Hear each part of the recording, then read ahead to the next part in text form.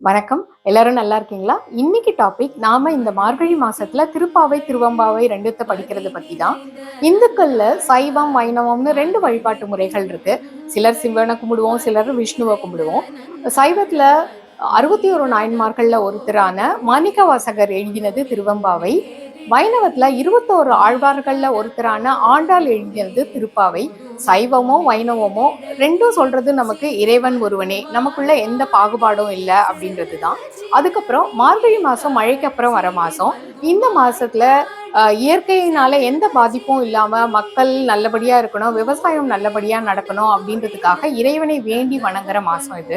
அதனால நாம திருப்பாவை, திருவெம்பாவை 2த்துலயும் இருக்க அந்த 30 பாசுரத்தையும் இந்த மாசம் முழுக்க பாடுறது வழக்கமா வச்சிருக்கோம். அரியும் சிவனும் ஒண்ணு, இது அறியாதவன் வாயில மண்ணுன்ற ஒரு சொல் வழக்கு கூட நம்மளோடதுல இருக்கு. அது உங்களுக்கு தெரியும்னு நினைக்கிறேன். சரி, நம்ம வாழ்க்கை நம்ம கையில, வாழ்ந்துதான் பார்ப்போமே அந்த இறைவனோட அருளோட.